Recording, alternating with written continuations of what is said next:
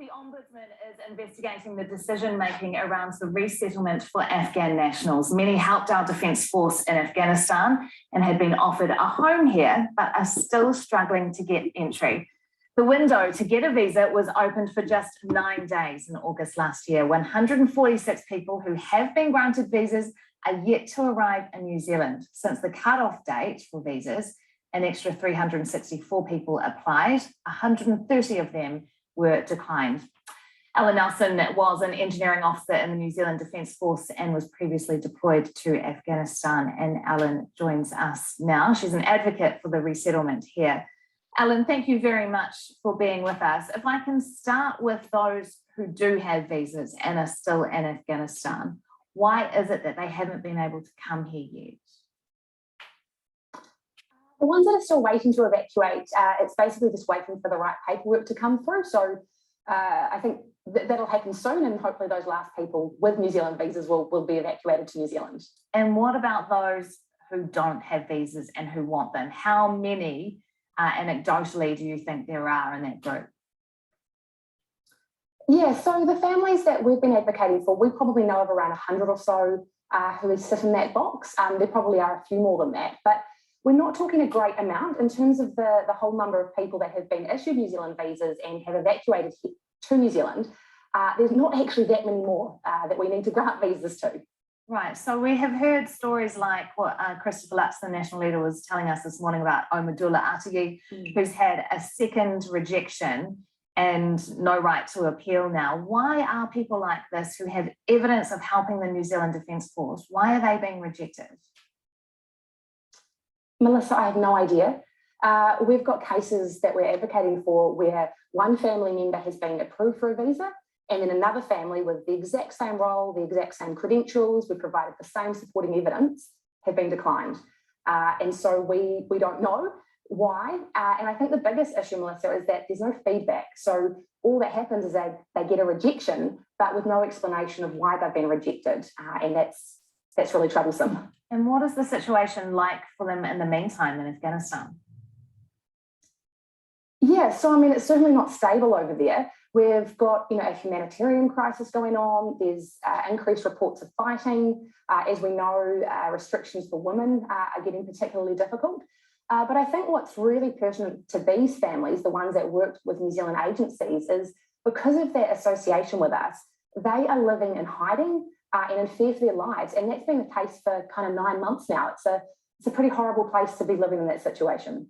Ellen, why do you feel, because you've been helping a lot of these refugees, why do you feel a personal responsibility to do that? I think it's because of the fact that they worked alongside us when we served there. So I was in Defence and there's other agencies that were over there as well. And it's because of the fact that they supported us, they worked alongside us, they helped save us and protect us. And so to me and to my team, it just feels like a moral obligation, right? It's just the right thing to do. And I think what is great is that there has been really good collaboration between the New Zealand government and volunteer advocates. And because of that great collaboration, we actually have successfully evacuated many people who fit that criteria, which is wonderful, but we just haven't finished the job yet. And the idea of leaving someone behind who's eligible, it just doesn't sit right. And the government had promised that it would help those who helped New Zealand and the Defence Force in particular in Afghanistan to come to New Zealand. Are they holding up that promise? So not entirely. I think that's the point. So I was so wonderfully grateful to the Prime Minister that she did stand up and say that, yes, our country is going to do the right thing and save and bring to New Zealand these people that helped us. And again, we've actually done most of it. It's just that last little bit. And in my opinion, until we issue those last visas to those last eligible people, New Zealand won't be able to truly hold our head high and say that, yes, we've met our moral obligation. Ellen, I'm just going to put up on screen a statement that is from Phil Twyford, the Associate Immigration Minister, who says support is still available for those who have not yet arrived here.